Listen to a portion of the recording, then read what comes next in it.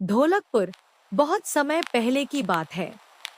भारत की हरियाली से घिरी एक छोटी सी नगरी थी, ढोलकपुर। यह नगरी शांत थी, खुशहाल थी, लेकिन सबसे ज्यादा जानी जाती थी एक छोटे से बालक के कारण। उस बालक के पास साधारण शरीर नहीं था, उसके भीतर थी असाधारण ताकत। लोग कहते थे, जब वह मुस्कुराता है तो डर दूर हो जाता है, और जब वह खड़ा होता है तो मुश्किलें खुद पीछे हट जाती हैं। लेकिन यह कहानी सिर्फ ताकत की नहीं है, यह कहानी है ताकत और बुद्धि के बीच संतुलन की। समय के साथ उस बालक की ताकत पूरे गांव में प्रसिद्ध हो गई। हर समस्या में सबसे पहले उसी को बुलाया जाने लगा। धीरे धीरे एक भावना जन्म लेने लगी कि ताकत ही सब कुछ है। जब भी कोई मुश्किल आती तो बिना सोचे समझे सीधे ताकत का इस्तेमाल किया जाता।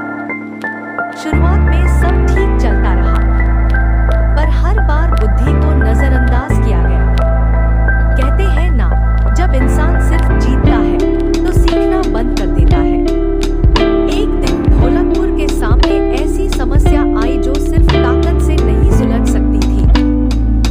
बिना पूरी जानकारी के, बिना सोच विचार के, सिर्फ ताकत के भरोसे कदम उठा लिया गया।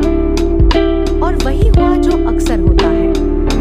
स्थिति और बिगड़ गई, लोग डर गए, और पहली बार उस बालक ने महसूस किया, ताकत होते हुए भी वह सही नहीं था। यह पल उसकी जिंदगी का सबसे बड़ा मोड़ था। अब पहली बार उसने रुककर सोचा। अब पहली बार उसने खुद से सवाल किया, क्या हर लड़ाई मुक्के से जीती जाती है? क्या हर समस्या ताकत से हल होती है? और यहीं से एक नया सफर शुरू हुआ। अब वह सुनने लगा, देखने लगा, समझने लगा।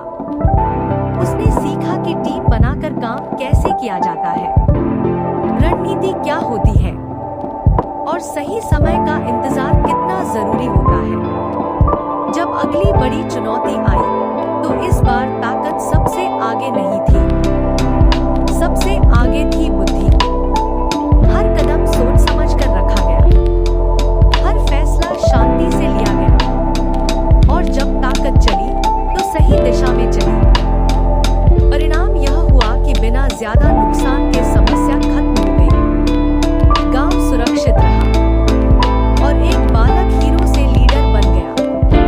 कहानी यही खत्म नहीं होती, कहानी यहीं से हमारे जीवन से जुड़ती है, क्योंकि हम सबके अंदर कुछ न कुछ ताकत होती है। लेकिन अगर ताकत बुद्धि के बिना हो तो वह खतरा बन जाती है, और अगर बुद्धि ताकत के साथ हो तो वही इंसान महान बनता है।